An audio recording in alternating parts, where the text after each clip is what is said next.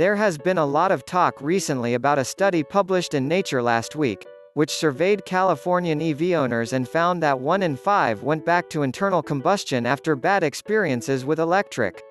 Their chief reason was the hassle of charging.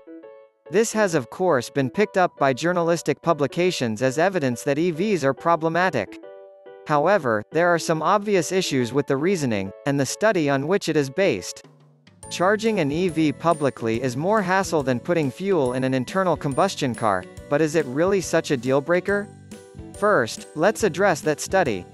Yes, it was published in Nature, one of the most respected academic journals in the world.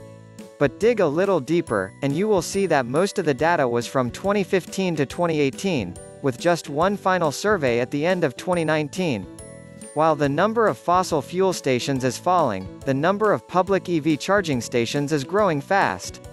For example, in Q1 2020 alone the US EV charging network had grown by 7.6% over Q4 2019, and the majority of that was in chargers able to deliver 50 kilowatts or more, known as DC fast in the US and rapid in the UK. Things are moving quickly in the EV world, and unfortunately in the world of peer-reviewed academic journals they move quite slowly.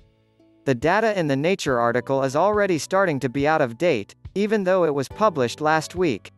Taking the UK as an example, because the figures are readily available from Zap-Map, there were 25% more chargers in 2017 than 2016, 35% more in 2018 than 2017, 54% more in 2019 than 2018, 24% more in 2020 than 2019, and already by the 1st of May 2021, 12% more than there were in 2020.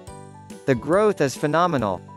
It does need to keep up with the growth in EV sales, which in the UK were up 185.9% in 2020 compared to 2019. But it's a fast-moving target. There is still a problem with public charging in most countries, however. The number of chargers is only a small part of the story, too. In the UK, a lot of the public charging network in key highway locations is run by Ecotricity's electric highway, and a large percentage of that is either AC, equivalent to Level 2 in the US, or CHAdeMO DC, which is great if you have a Nissan Leaf or Lexus's UX300e, but incompatible with most modern EVs that use CCS.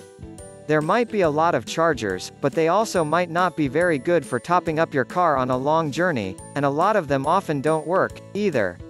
Another thing that is highlighted by the journalistic article mentioned earlier is that there is national nuance in the EV debate. For example, a Bloomberg analyst complained that an hour of charging gave the Ford Mustang Mach E he had borrowed for review just 3 miles of range. But that is partly because the US has a 120-volt supply and just plugging into that is very much only an emergency solution, not how you should charge your car regularly.